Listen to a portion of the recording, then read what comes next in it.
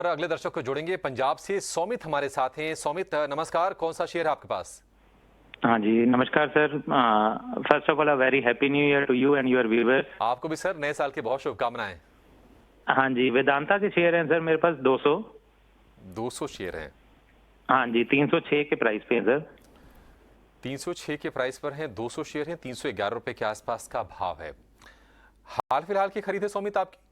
हाँ जी, अभी खरीदा है सर मैंने ट्रेडिंग के लिए। तो मैं ये जानना चाहता हूँ कि क्या मैं और ऐड करूँ इसी पे या इसी को लेकर के प्रॉफिट बुक कर लूँ।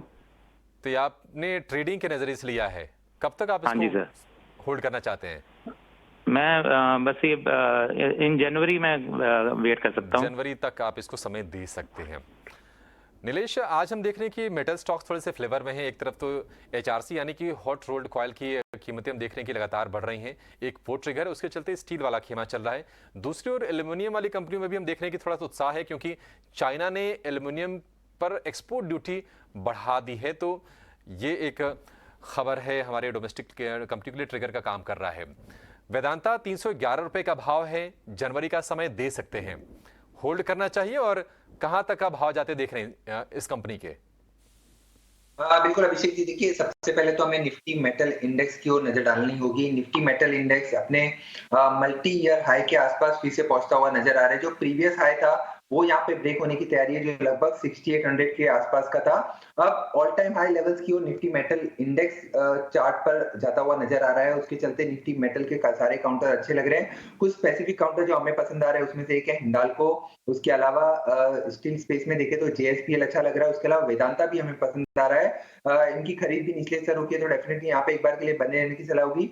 200 डे मूविंग एवरेज का सपोर्ट देखें तो 297 के आसपास का है। उसके बाद 50 डीएमए भी लगभग 305 रुपए के आसपास का है। तो कहीं ना कहीं 300 से 305 की जोन में काफी अच्छा सपोर्ट उभर कर निकल के आ रहा है। ऊपरी स्तरों पर इमीडिएट बेसिस पे 318 तक का मूव अंडरलाइन में कैश स्पॉट के लेवल बता रहा हूँ, 318 तक का मूव हम एक्सपेक्ट करके चल रहे हैं। 318 के लेवल अगर ब्रीच हो जाते हैं, उसके बाद एक बड़ी तेजी हमें यहाँ पे देखने को मिलेगी, जो यहाँ पे 350 तक इस काउंटर को लेके जा सकती है। तो सबसे पहले तो यहाँ पे एक ट्रेलिंग स्टॉप लॉस रखे 300 के आसपास का, और इमीडिएट बेसिस पे ट्रेडिंग के पर्सपेक्टिव से लिया है तो 318 से 320 के जोन में प्रॉफिट बुक करें। और अगर ये थोड़ा सा समय दे सकते हैं तो यहाँ पे 350 तक के लेवल नेक्स्ट 2 से 3 महीनों में हमें देखने को मिल सकते हैं।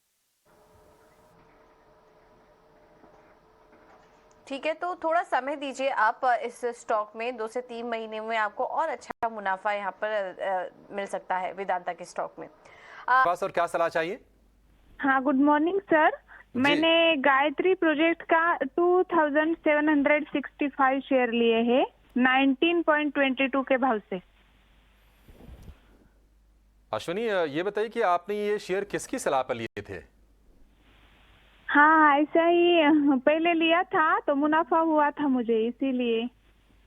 ठीक है, आपसे गुजारिश करेंगे, ये दरख्वास्त है हमारी कि देखिए ऐसे शेयर नहीं लेने चाहिए, क्योंकि इस तरह से शेयर लेना आप एक तरह से हम कह सकते हैं कि सट्टेबाजी कैटेगरी में, कि आपने कई बार लिया, आपको फ़ायदा हो गया और आप उसके बारे में स्टडी नहीं करते हैं, कितनी ऑर्डर बुक है कंपनी में, कॉर्पोरेट गवर्नेंस की स्थिति क्या है, उसके फाइनेंशियल्स कैसे हैं, ट्रैक रिकॉर्ड क्या है, ये सारी चीज़ें स्टडी करके शेयर लेनी चाहिए अश्विनी जी।